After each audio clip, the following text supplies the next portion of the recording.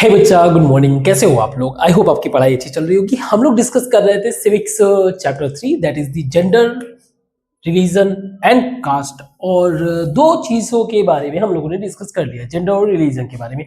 और हम लोगों ने ऑब्जर्व क्या किया, जब ये पॉलिटिक्स से रिलेट हुआ, when it comes to the gender related to politics, तो उसका पॉजिटिव इफेक्ट देखने को मिला। मीन्स जेंडर जब पॉलिटिक्स से कनेक्शन हुआ, पॉलिटिक्स से कनेक्शन हुआ, तो इसका रिजल्ट जो है पॉजिटिव इंपैक्ट या इफेक्ट देखने को मिला।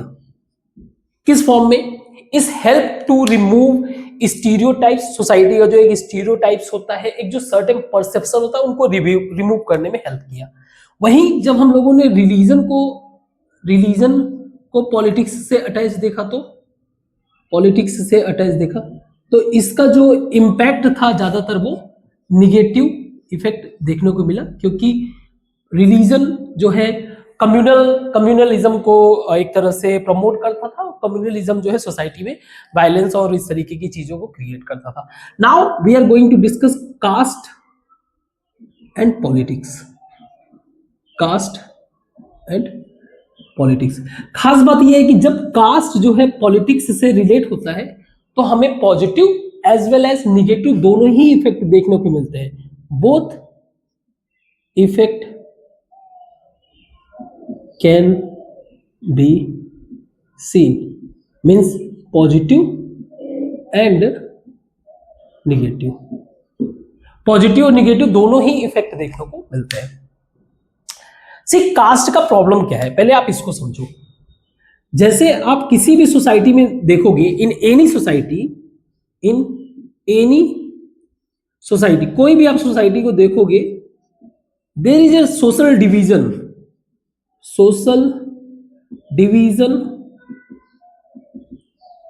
On the basis of inequality.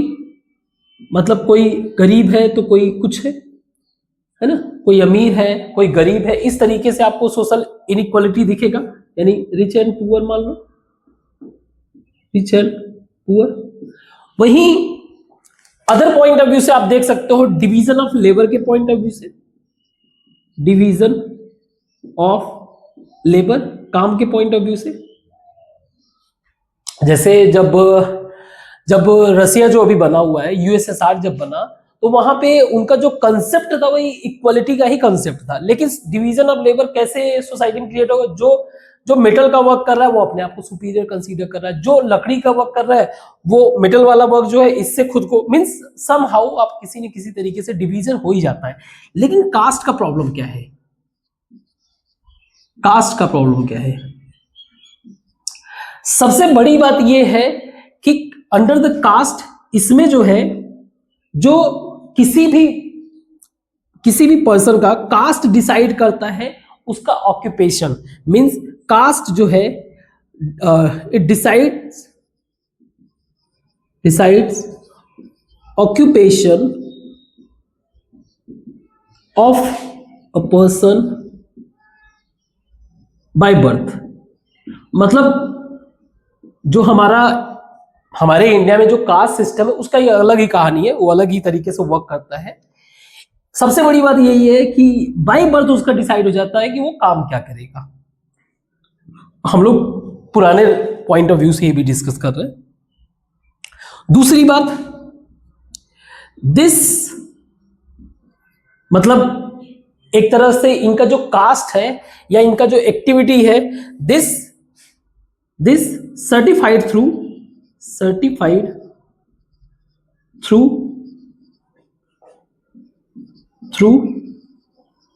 religious rituals. आप किसी कास्ट में पैदा हो रहे हो, उनका सर्टेन रिचुअल्स भी होता है अलग तरीके का, तो वो भी इस बात को सर्टिफाई करता है कि आप जो है इस सर्टेन कास्ट से बिलोंग करते हो। चलो मान लो ये तो चलो ठीक है, यहां तक कोई दिक्कत नहीं है। प्रॉब्लम ये होता है कि यही जो रिचुअल्स होते हैं, इनके कारण जो है सर्टेन रूल्स एंड रेगुलेशन जो है वर्क करने लगता है। Means within cast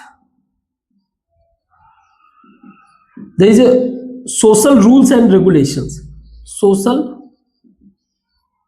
rules and regulations, कुछ रूल्स एंड रेगुलेशंस वर्क करता है, जैसे कि आपका मैरिज कहाँ पे होगा, कैसे होगा, है ना। आपका आप कह सकते हो आपका जो मान लीजिए अदर एक्टिविटी, मान लीजिए इकोनॉमिक एक्टिविटी, वही ऑक्यूपेशन, इकोनॉमिक एक्टिविटी, इसके अलावा social interaction with other caste, जो अदर कास्ट के साथ इंटरेक्शन है वो अदर कास्ट। अब यहां पे कहानी आ जाती कुछ और, कुछ activity sorry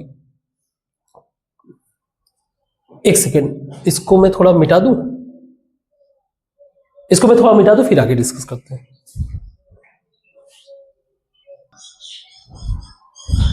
so interaction with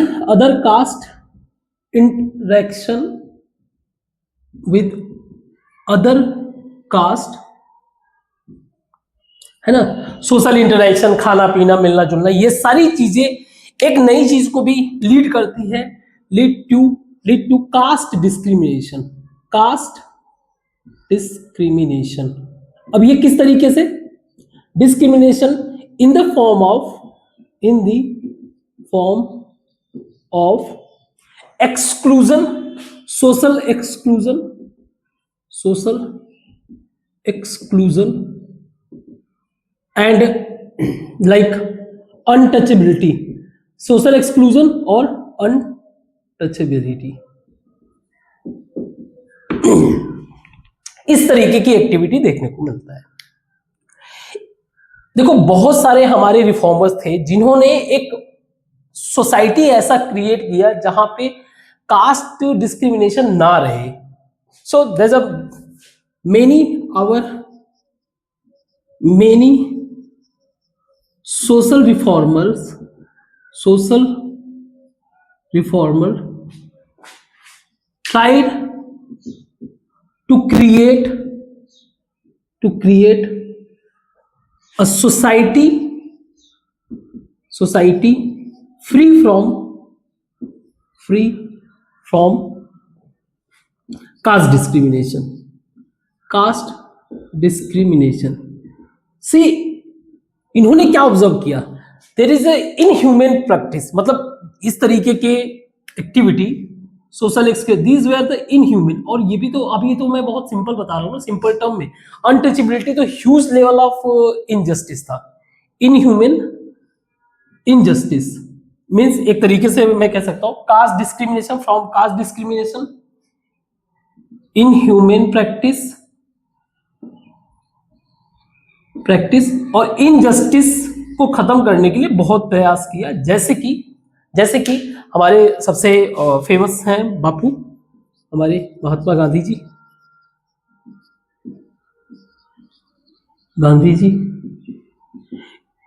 इसके अलावा इनसे भी पहले थे ज्योतिबा फूले जी। इसके बाद जो है आए हमारे अंबेडकर जी, BR अंबेडकर। और साउथ में हमारे थे पेरियार नाइकर, रामास्वामी नाइकर, देख लेना आप। सो इन्होंने बहुत ही प्रयास किया जिसका रिजल्ट भी हमें मॉडर्न टाइम में देखने को मिलता है। बट कहानी क्या है, आप इस बात को समझो। कोई भी व्यक्ति, देखो जब हमारा एक नॉलेज बढ़ता है तो हमें हर बात का एक जस्टिफिकेशन प्रॉपर मिलने लगता है। हर एक व्यक्ति को किसी न किसी तरीके से सुपीरियरिटी शो करना है, ये लिखने वाली चीज नहीं, ये एक जनरल बात कर रहा हूं, यहां तक जो लिखना है लिखने, सुपीरियरिटी शो करना है। अगर उसने अपने लाइफ में सर्टेन चीजें अचीव नहीं किया, superiority in the sense of through identity, means किसी न किसी तरीके से अपने आप को आइडेंटिफाई कराना है, वो आइडेंटिटी वो होना चाहिए जो उसको सुपीरियर प्रूफ करे। तो अगर उस व्यक्ति ने अपने नॉर्मल लाइफ में कुछ नहीं किया तो जो पहले से ही इस्टेब्लिश्ड जिसकी वैल्यू है सोसाइटी में, जो पहले से ही इस्टेब्लिश है, उसको लेकर अपने आप को पहचान दिलवाएगा। जैसे एग्जांपल के लिए कोई व्यक्ति अपने आप को आइडेंटिफाई कराएगा थ्रू दियर कास्ट, गाड़ी के पीछे लिखवा लेना फलाना फैमिली, है ना, ढिमकाना फैमिली, इस तरीके से कास्ट के थ्रू। अब अगर मान लो उसका कास्ट बहुत ज्यादा हाई फाई नहीं है, तो हो सकता है वो हाई लेवल का अगर जॉब कर रहा हो तो अपने जॉब से अपने आप को शो करे कि मैं आईपीएस हूं, मैं डीएम हूं, फलाना ढिमकाना। मीन्स अगेन अपनी आइडेंटिटी शो करेगा दूसरी चीजों से लेकर फॉर दी सुपीरियरिटी। और अगर कुछ भी नहीं मिलता है उसको, तो उसके पास जो बाइक होगा ना, रॉयल एनफील्ड बाइक या फिर आईफोन, ये सोसाइटी में शो करते हुए चलेंगे। तो ये चीज शो करता है कि सच काइंड ऑफ पर्सन है जीरो मेंटल एबिलिटी, है ना। कहीं ना कहीं आपको अपनी आइडेंटिटी शो करना रहता है, यही जो है प्रॉब्लम क्रिएट करता है। और ऐसे लोग क्या है सोसाइटी में भरे पड़े हैं। खैर, खुद को नॉलेजेबल बनाओगे, हमेशा कुछ बड़ा चीज अचीव करने के लिए लगे रहोगे, फालतू की चीजों में इंडल्ज नहीं होगे, पीसफुल लाइफ जियोगे। इनको ऐसे लोगों को बस एक तरीके का सोशल सर्टिफिकेशन चाहिए रहता है। मींस आपके किसी भी एक्टिविटी पे बस वो ताली हो जाए दुनिया। खैर, इसको मिटाते हैं हम लोग, आगे समझते हैं कि इन सबके इफेक्ट से, इन सबके प्रयास से इसका इंपैक्ट क्या हुआ मॉडर्न टाइम में। कास्ट सिस्टम में चेंज क्या आया आज मॉडर्न टाइम में? Means changes in caste system in modern India। अगर इसकी बात करें तो सबसे बड़ा रीजन आप कहोगे, ऐसे वैसे तो मल्टीपल रीजन है, जैसे सबसे बड़ा रीजन आप कह low economic activities, economic activities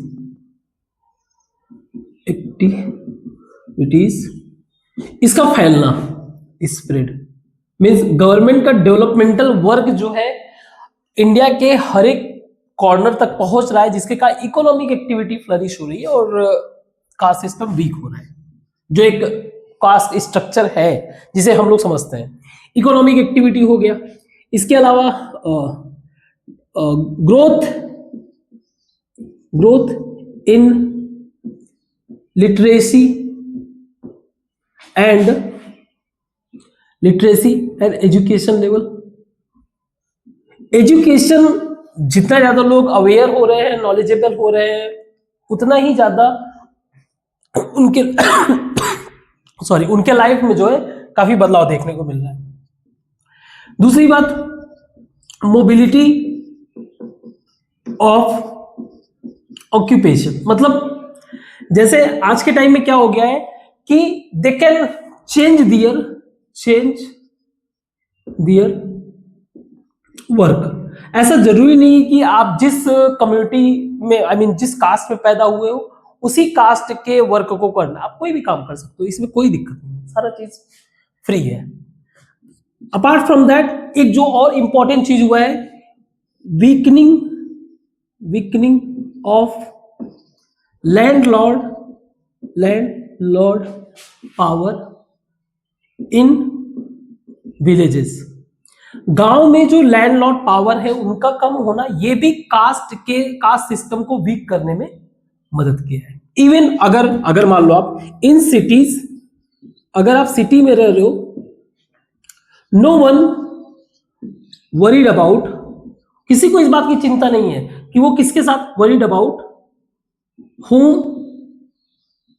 whom he or she is walking, किसके साथ वॉक कर रहे हैं, और ईटिंग।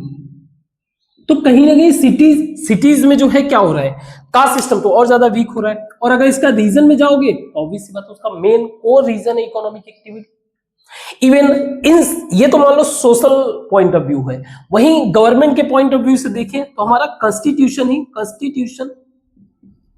कॉन्स्टिट्यूशन खुद प्रोटेक्ट करता है, protect from any caste based discrimination.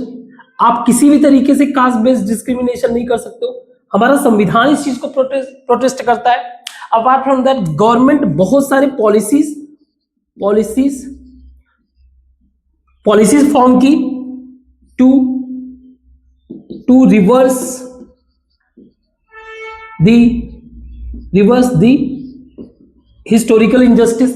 जो हिस्टोरिकल पहले जो लोगों के साथ अन्याय हुआ है उसको हम लोग वापस से रिटर्न कर सके, चेंज कर सके, है ना। इसके लिए कई सारे पॉलिसीज बनाए जाते हैं। उसमें सबसे पहला आप एग्जांपल देख सकते हो रिजर्वेशन का देख सकते हो। ऐसे बहुत सारे फिर एक्ट भी हैं, जैसे SC/ST प्रोटेक्शन एक्ट, ऐसे बहुत सारे एक्ट हैं जिसके थ्रू जो है आप क्या कर रहे हो, हिस्टोरिकल इनजस्टिस को जो है चेंज कर रहे हो। क्लियर? गुड। इतना सारा करने के बावजूद भी गवर्नमेंट लेवल पे, सोशल लेवल पे इतना सारा कुछ होने के बावजूद भी स्टिल कास्ट सिस्टम एग्जिस्ट। आज भी कास्ट सिस्टम एग्जिस्ट करता है। उसका आप सिंपल वो देख सकते हो, जैसे देयर इज अ मैरिज, शादियां जो है मैरिज विद इन कास्ट ही होता है, विद इन कास्ट, ये चेंज नहीं हुआ है ना। आज भी सम एक्सटेंड तक जो है अनटचेबिलिटी एग्जिस्ट करता है, स्टिल एग्जिस्ट अनटचेबिलिटी। आज भी अनटचेबिलिटी एग्जिस्ट करता है। इवन अगर हम लोग सोसाइटी को भी देख ले, सोशल पॉइंट ऑफ व्यू से भी देखें, सोशल पॉइंट ऑफ व्यू से देखें अगर, तो जिन कास्ट के साथ, जिन लोगों के साथ इनइक्वल बिहेव किया गया अर्लियर एक्सक्लूजन और inequal behaviour can be seen in present society, या सोसाइटी कर देते, प्रेजेंट सोसाइटी। कैसे एक सेकेंड, इसको मैं मिटा दूं फिर डिस्कस करते हैं। तो प्रेजेंट टाइम का जो हम लोग इकोनॉमिक इनइक्वालिटी देख रहे हैं, इकोनॉमिक इनइक्वालिटी सोसाइटी का, कोई गरीब है, किसी के पास ज्यादा प्रॉपर्टी है, किसी के पास नहीं है, इन सब का अगर कोई सोर्स इसका था तो वो था कास्ट सिस्टम ही, कास्ट इनइक्वालिटी, या कह लो caste discrimination, caste based discrimination.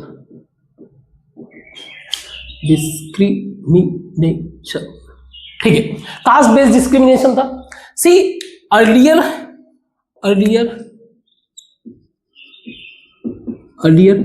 Access to education,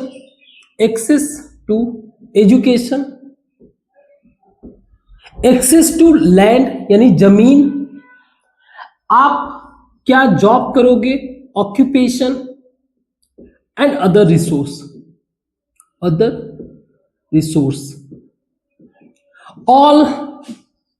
all regulated. Means ये पूरी तरीके से क्या था, अंडर कंट्रोल था। तो ऐसे बहुत सारे लोग थे जिनको education, basic education and property denied. So there were social groups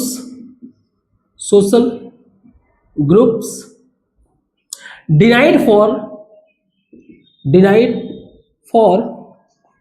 education, न सिर्फ उनको शिक्षा लेने दिया गया, एंड प्रॉपर्टी भी होल्ड करना उनके लिए मना था। अच्छा, इसका इफेक्ट क्या होता है, आप प्रेजेंट टाइम में you can C So these groups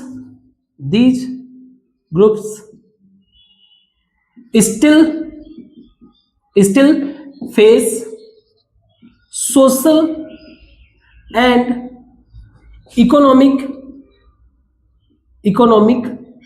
backwardness.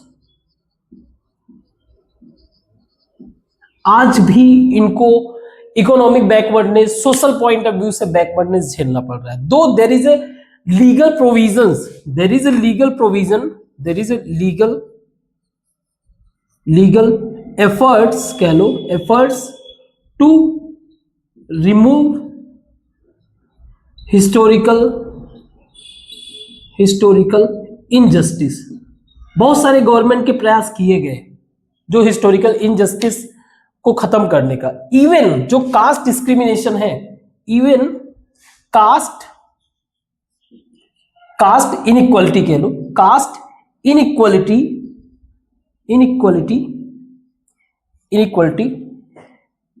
कम हुआ है, रिड्यूस्ड हुआ है, but still there is structural problem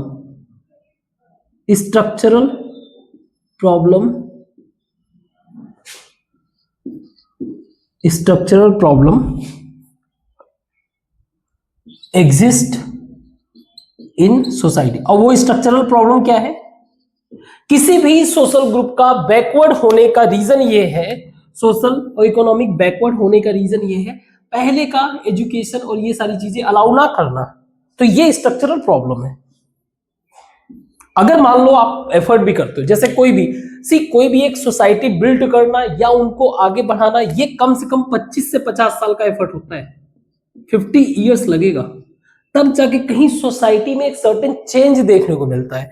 तो आप जब ये कास्ट इनइक्वालिटी तो एक बार के लिए कम देखने को मिलेगा, लेकिन उनका खुद का बैकवर्डनेस वो कैसे सही होगा? वो तो स्ट्रक्चरल प्रॉब्लम है ना. इवन अगर इस बात को आपको जस्टिफाई करना है तो आप डेटा कोई पिक कर सकते हो. एनएसएसओ का data, national sample survey organisation. अगर आप पूरा डेटा इनका ओवरऑल चेक करोगे तो एवरेज इकोनॉमिक स्टेटस अगर देखोगे, एवरेज इकोनॉमिक स्टेटस, तो सबसे हाई आपको मिलेगा अपर कास्ट. इनका इकोनॉमिक स्टेटस सबसे बेहतर. दूसरे नंबर पे आपको मिलेंगे ओबीसी. तीसरे नंबर पे आपको मिलेंगे दलित एंड आदिवासी. और यही अगर आप रूरल एरिया में पॉवर्टी के पॉइंट ऑफ व्यू से अगर डेटा को चेक करना चाहो तो पॉवर्टी के पॉइंट ऑफ व्यू से अगर डेटा को देखो, इनका काम ही एक है डेटा वगैरह मेंटेन करना. पॉवर्टी के पॉइंट ऑफ व्यू से अगर रूरल एरिया में आप चले जाओ, रूरल एरिया में आप जाओगे तो सबसे ज्यादा जो पूरे उस रूरल एरिया का जो सबसे ज्यादा प्रोपोर्शन होगा पुअर का, वो समवेयर जैसे 45% आपको लगभग एसटी मिल जाएंगे. अगर उस एरिया में एसटी रह रहे हैं तो 45% पुअर ही मिलेंगे. 35% लगभग आपको एससी मिल जाएंगे एंड समवेयर अराउंड 27% जो है ओबीसी एंड 11 to 12% आपको मिलेंगे अपर कास्ट. मतलब अगर रूरल एरिया में है तो बहुत ही रेयर सिचुएशन होगा कि अपर कास्ट जो है वो गरीब हो. वहीं अर्बन एरियाज में भी अगर इसी डेटा को अगर आप चेक करना चाहो तो अर्बन एरियाज में, अर्बन एरियाज में वैसे ये डेटा आपके बुक में दिया हुआ है, एक बार क्रॉस चेक कर लेना, जस्ट टेक एन आइडिया, और ज्यादा कुछ नहीं. ठीक है. तो जैसे अर्बन एरियाज में सबसे ज्यादा ओवरऑल में 38% के आसपास आपको एससी मिल जाएंगे जो गरीब मिलेंगे अर्बन एरियाज में. वहीं 35-36% के आसपास आपको एसटी मिलेंगे, क्योंकि वैसे भी उनका पॉपुलेशन ज्यादा होता नहीं है. तो 29% आपको ओबीसी मिलेंगे एंड समवेयर अराउंड 10% आपको जो है अपर कास्ट मिलेंगे जो अर्बन एरिया में गरीब हो.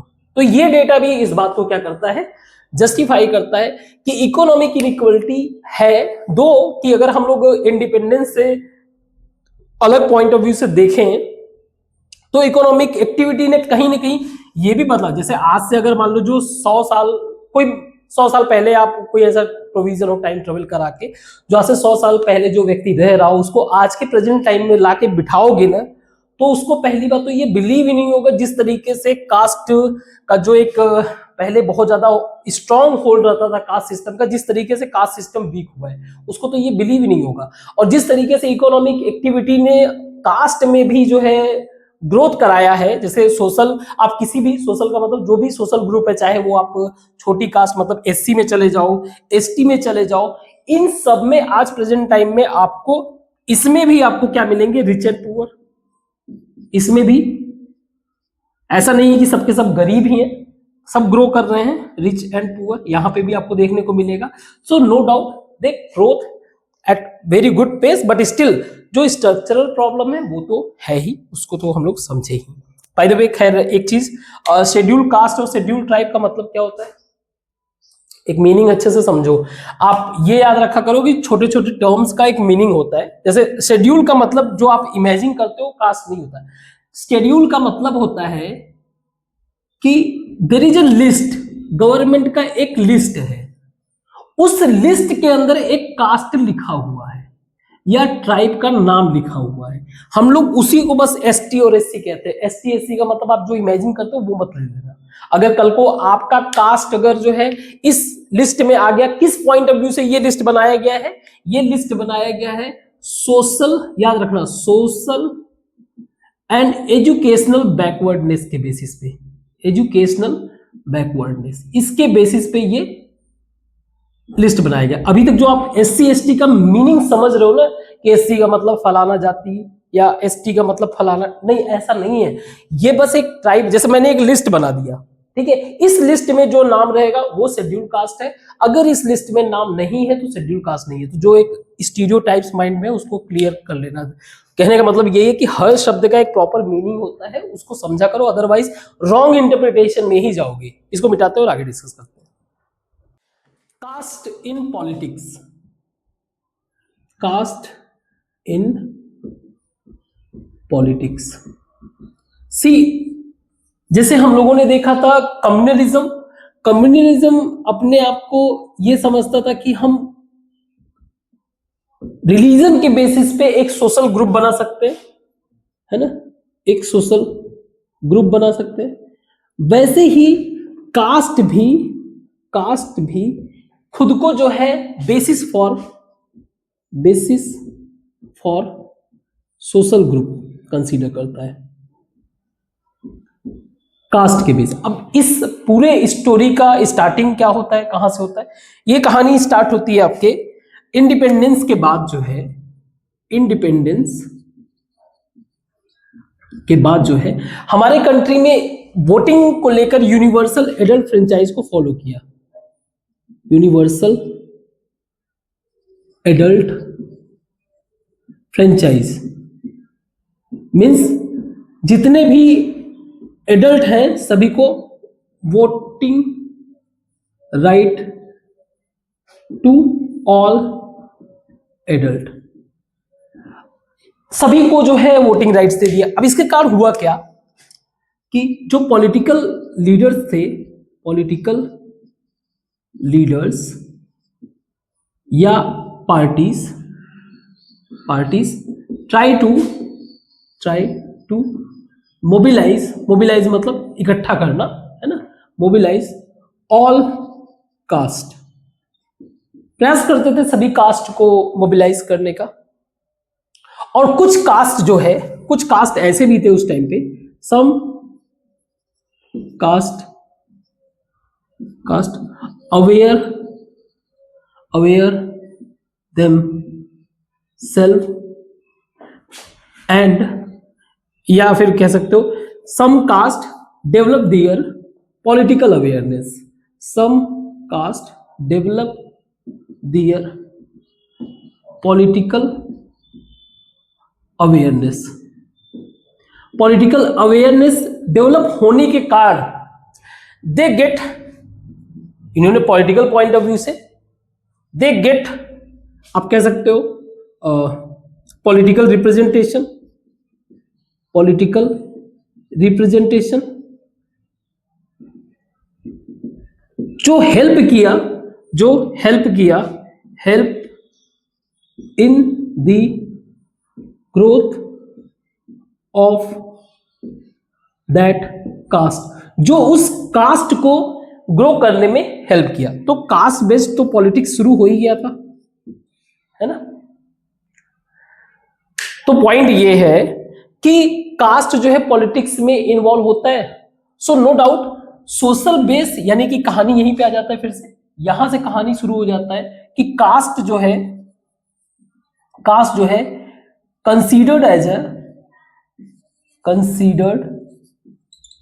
Considered as forming a social base, a social community कह लो, सोशल कम्युनिटी। इसका मतलब क्या हो गया? इसका मतलब ये हो गया कि जो भी अदर कास्ट होंगे उनको ये अपने कास्ट में एक्सक्लूड नहीं करेंगे। मतलब ये एक्सट्रीम लेवल पर जो थॉट जा रहा है, means interest, so the interest of this community different from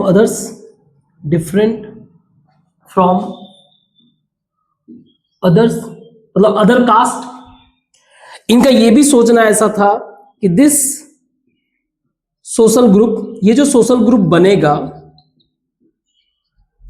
will have common interest.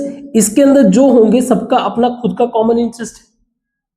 और इन रियलिटी हमें पता है, इन रियलिटी ऐसा होता नहीं है। वाई? पीपल, किसी भी पर्सन का आइडेंटिटी या कह सकते हो there is a multiple identity. किसी भी पर्सन का बात करें तो मल्टीपल आइडेंटिटी होता है। Multiple identity in the form of, इसने इन लोगों को लगता है कि कास्ट, जबकि रीजन हो सकता है वो किसी रीजन में रहता है, लैंग्वेज हो सकता है ना, लैंग्वेज हो सकता है, रिलीजन भी हो सकता है, अपने में ही छोटा सा रिलीजन हो सकता है, ऑक्यूपेशन हो सकता है। सो इन रियलिटी ये वर्क नहीं करता है। ठीक है, एक आप पर्टिकुलर आइडेंटिटी से जो है क्रिएट करना चाहते हो तो ये प्रयास किया जाता है, बट इन रियलिटी ये कोलैप्स कर जाता है। ठीक, तो कहने का मतलब ये है, इसी सोशल ग्रुप के पॉइंट ऑफ व्यू से, सोशल कम्युनिटी के पॉइंट ऑफ व्यू से ये करते क्या है? कास्टिज्म, इसको बोल लो आप कास्टिज्म, जैसे कम्युनलिज्म बोला, इसको कास्टिज्म। कास्टिज्म में होता क्या है? जैसे इलेक्शन के दौरान, इलेक्शन के टाइम पे सेलेक्टिंग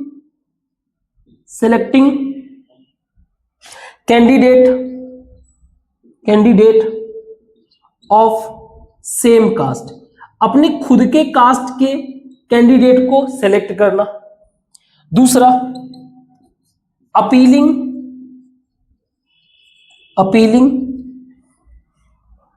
वोट डायरेक्टली और indirectly on the caste basis. See, बहुत सारे पॉलिटिकल पार्टीज क्या करते हैं, जिस कंस्टिट्यूएंसी में वोट वगैरह वाले इलेक्शन होगा, कंस्टिट्यूएंसी में जहां पे इलेक्शन होगा, वहां पे कास्ट के बेसिस पे, यानी कि वहां का कास्ट कितना परसेंटेज कौन कौन है, उसके हिसाब से जो है क्या करते हैं, कैंडिडेट खड़ा करते हैं, candidate on the basis of caste. और सिर्फ इतना ही नहीं, गवर्नमेंट भी ये इंश्योर करती है कि जो कास्ट, अलग अलग कास्ट है, उनके रिप्रेजेंटेशन भी प्रॉपर हो। जैसे आप मिनिस्ट्रीज में देखोगे, जो गवर्नमेंट की मिनिस्ट्रीज होते हैं, मिनिस्ट्रीज, उसमें भी डिफरेंट कास्ट हो गया, ट्राइब्स हो गए, इनको जो है क्या किया जाता है, डिफरेंट कास्ट, डिफरेंट ट्राइब के लोगों को रिप्रेजेंटेशन या मिनिस्टर्स बनाया जाता है। ठीक है, तो कास्टिज्म तो थोड़ा बहुत वर्क करता है, बट क्या वाकई में जो है इंडियन पॉलिटिक्स में कास्ट रोल प्ले करता है, उसको समझते, इसको मिटाते हैं। तो फिर एक क्वेश्चन रेज होता है ना इतने सारे डिस्कशन से, कि क्या इंडियन पॉलिटिक्स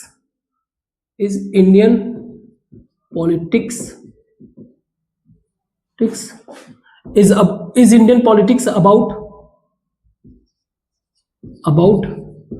कास्ट? क्या कास्ट के ही बेसिस पे इंडियन पॉलिटिक्स हो रहा है? ऐसा लगता है सॉरी, इट सीम्स लाइक ऐसा लगता है, बट नॉट इन रियलिटी। इसको समझते हैं कैसे? सी, हम अगर अपने कंट्री को देखें तो जब इलेक्शन होता है, इलेक्शन के पॉइंट ऑफ व्यू से कंट्री को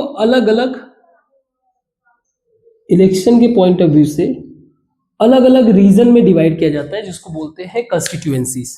ठीक है, कंट्री के अंदर कंस्टिट्यूएंसीज बनाए जाते हैं। क्या होते हैं?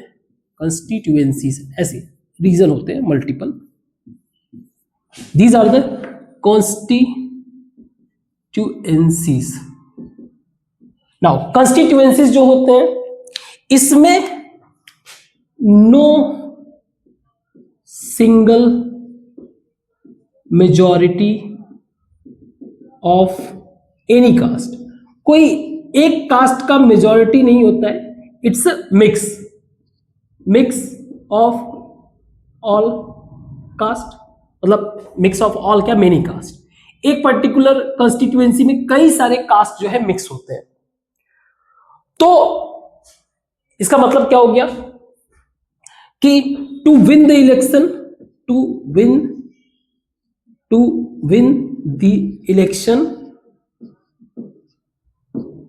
Election need multiple caste support. Multiple caste support तो चाहिए। आप एक कास्ट को लेकर इलेक्शन नहीं जीत सकते। दूसरी बात, इसके कारण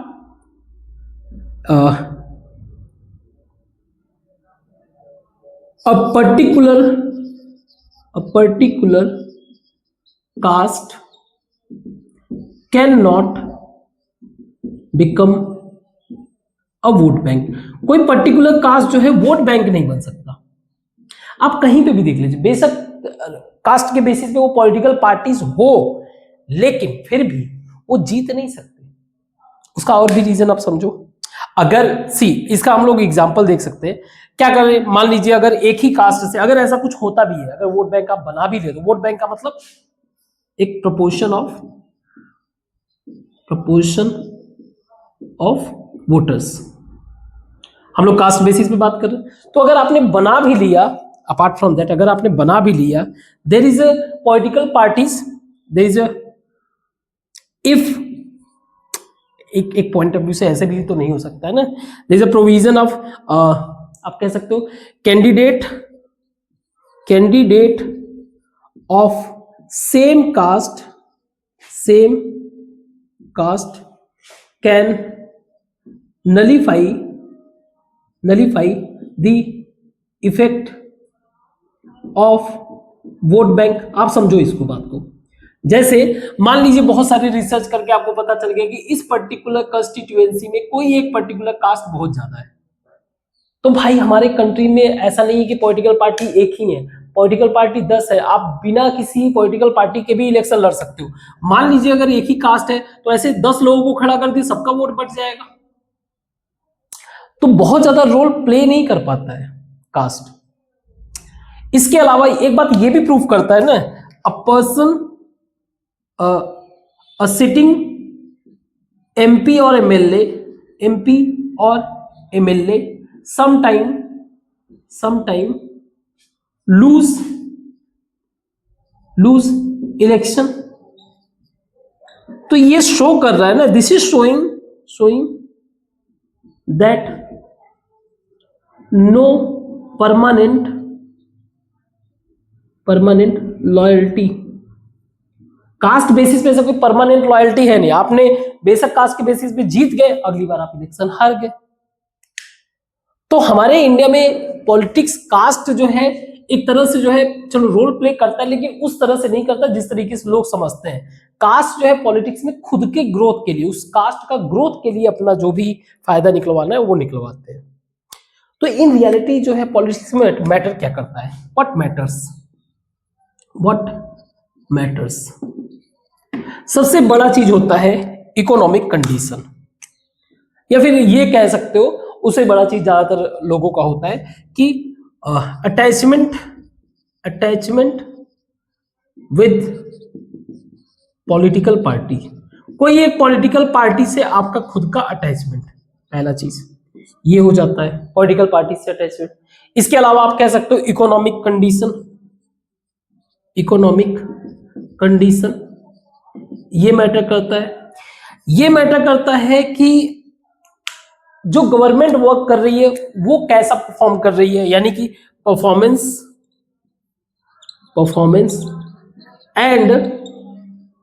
एंड असेसमेंट ऑफ गवर्नमेंट, जो गवर्नमेंट वर्क कर रही है उनका परफॉर्मेंस। या एक चीज और भी मैटर करता है, स्ट्रॉन्ग पॉलिटिकल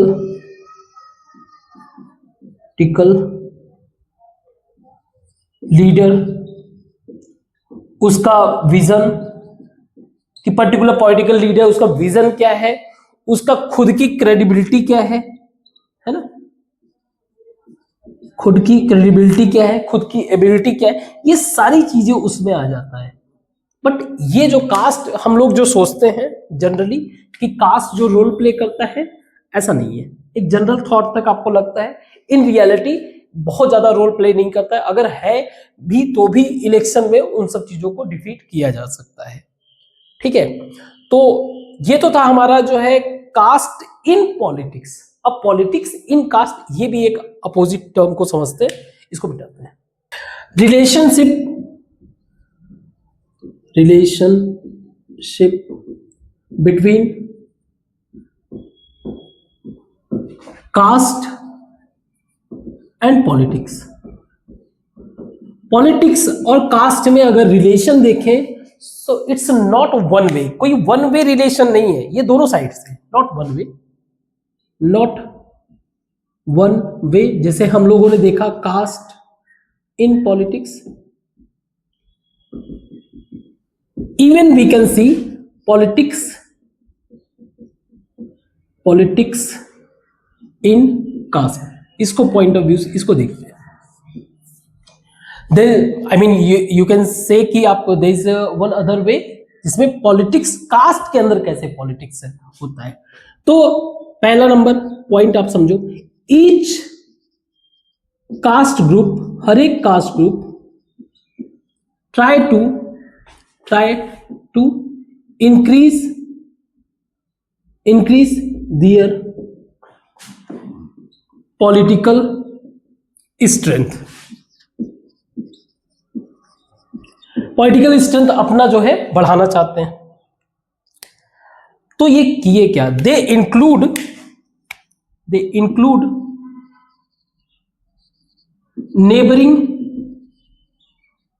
नेबरिंग कास्ट, जो भी इनका आसपास का कास्ट था, कास्ट एंड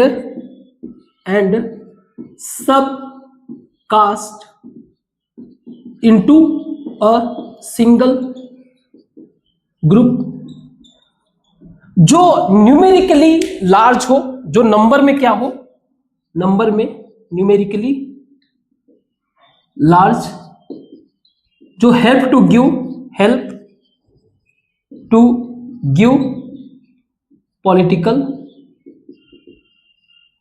पॉलिटिकल बेनिफिट। अब कैसे, इस एक्टिविटी के कारण there is a formation of new caste, कह लो एक नए कास्ट का फॉर्मेशन हो रहा है। जैसे आप लोगों ने सुना होगा, कास्ट तो बहुत सारे हैं, है ना। जैसे आप लोगों ने सुना होगा, जैसे general caste, backward caste, OBC जिसे आप कहते हो, बैकवर्ड कास्ट, दलित कास्ट, ट्राइब या आदिवासी। अब जैसे एग्जाम्पल के लिए जनरल कास्ट की देख लें, इसमें आप ब्राह्मण, ब्राह्मण और आप स्पेशली क्षत्रिय मान रहे हो, लेकिन देखा जाए तो ये दोनों ही कास्ट अलग अलग है ना।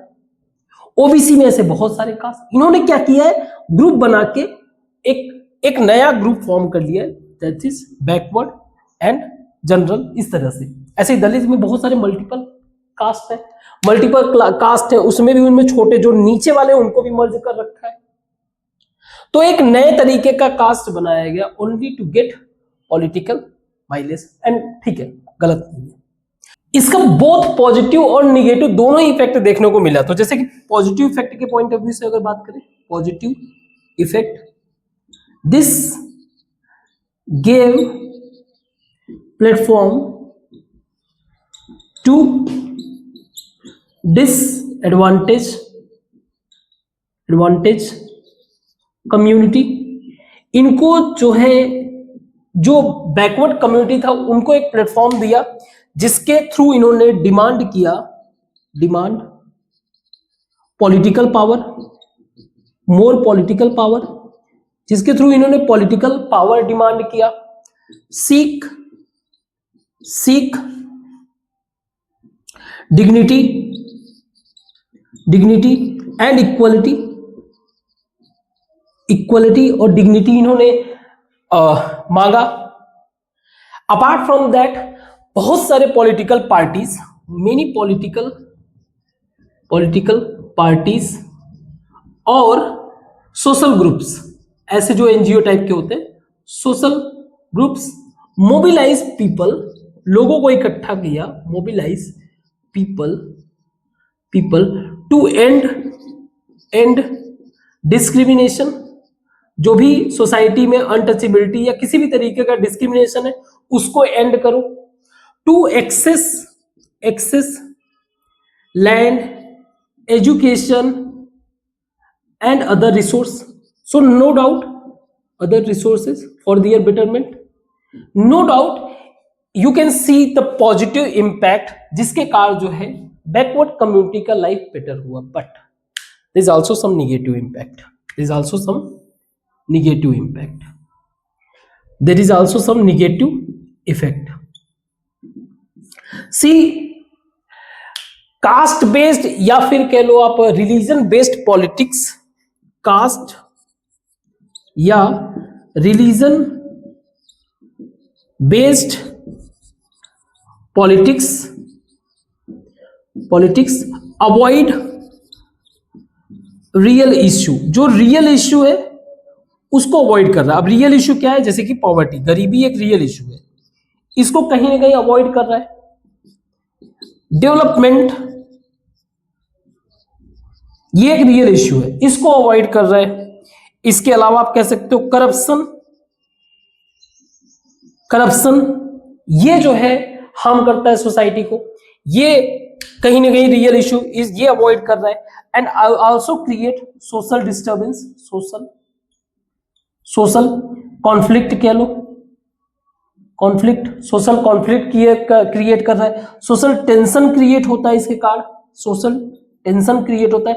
और some time lead to violence, some time यही चीज वायलेंस में कन्वर्ट हो जाता है। So yes, there is a positive and that is the reason कि जो है कास्ट को हम लोग पॉजिटिव और निगेटिव दोनों पॉइंट ऑफ व्यू से देखते हैं। तो कहीं कहीं इसका पॉजिटिव इंपैक्ट है और कहीं इसका जो है निगेटिव इंपैक्ट भी है। तो एक बार हम लोग जरा एक शॉर्ट वो ले लेते हैं, सोशल स्ट्रक्चर, सोशल डाइवर्सिटी अपने कंट्री का डेटा के पॉइंट ऑफ व्यू से, इसको मिटाते हैं। सोशल डाइवर्सिटी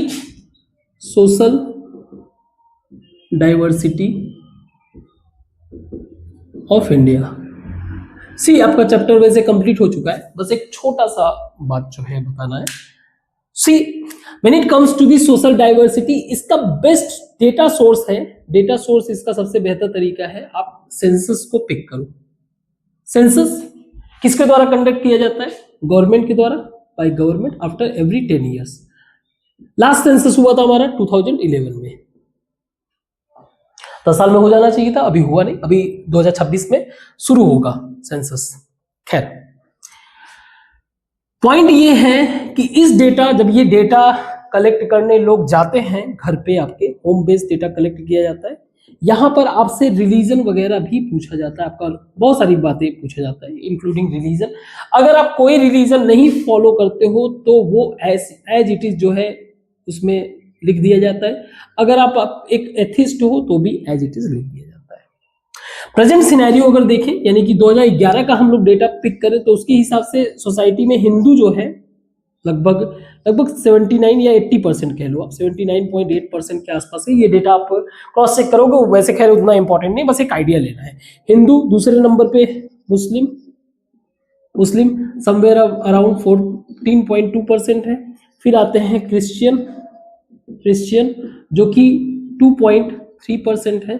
फिर आपके आगे सिख 1.7%। फिर आगे बुद्धिस्ट जो कि 0.7% एंड जैन। तो मैं ये डिस्कस क्यों कर रहा हूं समझो आप, 0.4% ये मेजर कम्युनिटी है। अगर लास्ट पहले का अगर डेटा सिंस इंडिपेंडेंस डेटा ले, मींस लास्ट डेटा के according all population all community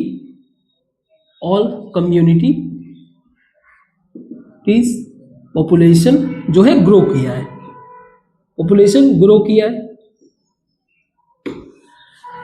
कुछ पॉपुलेशन अगर रिसेंट डेटा का बात करें तो हिंदू, क्रिश्चियन और जैन, ये 3 पॉपुलेशन ऐसे हैं जिनका ग्रोथ जो है थोड़ा सा डिक्लाइन है। वहीं मुस्लिम, सिख और बुद्धिस्ट, इनका पॉपुलेशन ग्रोथ जो है इंक्रीज हुआ है। ना एक डर लोगों को दिमाग में आता है कि मुस्लिम कम्युनिटी का पॉपुलेशन बढ़ेगा और ये ओवरटेक कर लेंगे अदर कम्युनिटी को। See there is a committee, research Sachar committee एक बनाया गया था, सच्चर कमेटी। इनके हिसाब से कहना ये था कि नेक्स्ट 50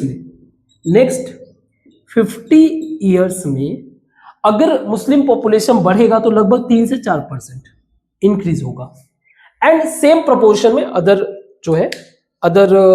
कम्युनिटी भी ग्रो करेगा।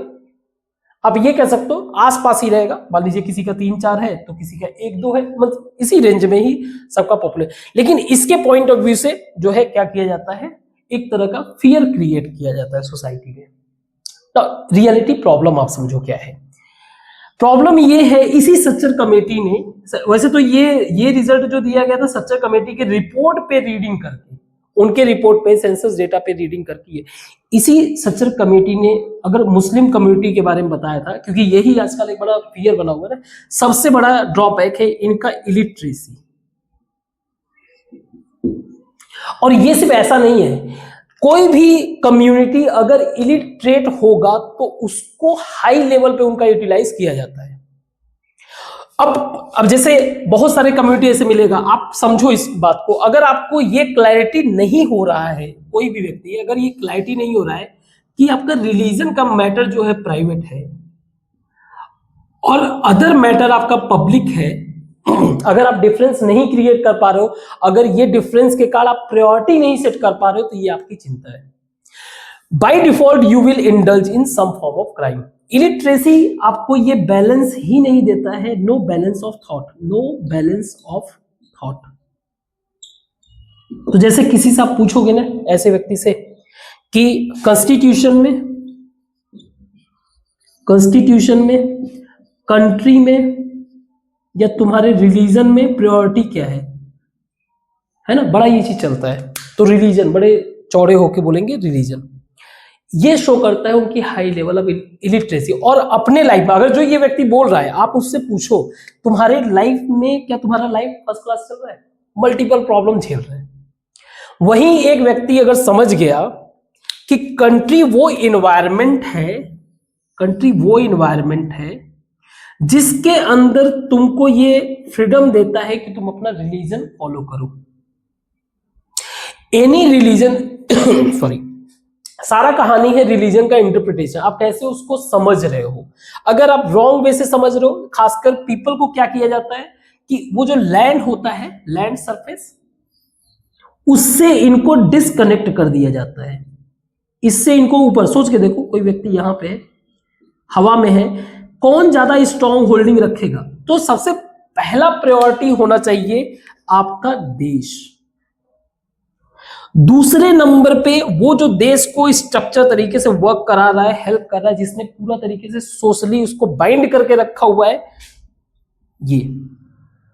ये सारा चीज क्या है? ये आपका कंट्री पब्लिक है, ये आपका कॉन्स्टिट्यूशन पब्लिक है।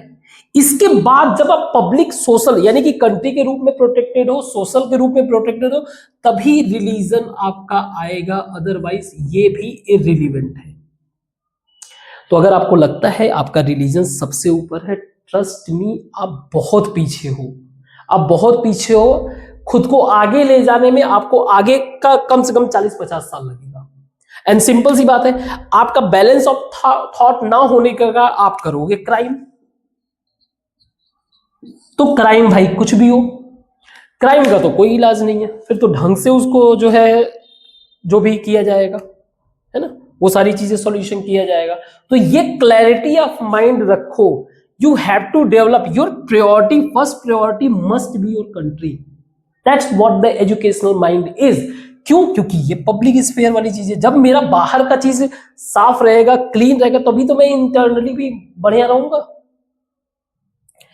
तो इस प्रोस्पेक्ट में आपका कंट्री फर्स्ट होना चाहिए, आपका कॉन्स्टिट्यूशन उसी लेवल पे होना चाहिए, उसके बाद ही आपको अपना धर्म मानना है, जो मानना है वो मानो, ठीक है। तो ये क्लैरिटी तभी आएगा जब आप deep level of study, proper way से स्टडी करते हो, बैलेंस ऑफ थॉट क्रिएट होता है, इसके बाद आप आगे बढ़ते हो।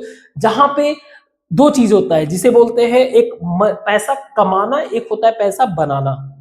दैट्स हाउ यू विल, अगर प्रॉपर वे ऑफ नॉलेज रहेगा तो आप इसकी तरफ मूव करोगे, जहां पे वो होता है creating economy, economy creation. Otherwise economy creation में ही आता है आपका जॉब क्रिएशन, आप जॉब क्रिएशन में जाओगे। अदरवाइज बस आप जॉब सीकर बनते रहोगे नौकरी करने के लिए, तो सारा आपके लाइफ का मेन पोर्शन जो किसी और पे डिपेंड कर रहा है ना, तो वो तो अपने हिसाब से ही काम करेगा, ठीक है। आई होप आपको ये सारी बातें समझ में आया होगा। खैर, इसको रखते हैं साइड, बट एजुकेशन से कोई कंप्रोमाइज नहीं, कंट्री से कोई कंप्रोमाइज नहीं। कोई अगर तुमको कुछ भी ज्ञान दे, कैसे भी ज्ञान दे, तुम्हारा फर्स्ट प्रायोरिटी तुम्हारा देश होना चाहिए, सेकंड या उसी लेवल पे तुम्हारा प्रायोरिटी तुम्हारा कॉन्स्टिट्यूशन होना चाहिए। उसके बाद तुमको जो मानना है धर्म मानो, कोई इश्यू नहीं है। तो आज के लिए बस इतना ही, हमारा चैप्टर भी ये कंप्लीट हो चुका है। कोई डाउट, कहीं पे कोई कंफ्यूजन, कोई एक डेटा आप जो बुक से पिक करोगे, मिस्टेक हुआ होगा तो उसको अवॉइड करोगे या करेक्ट करोगे कमेंट बॉक्स में, ठीक है। तो कल स्टार्ट करेंगे एक नया चैप्टर, तब तक के लिए थैंक यू।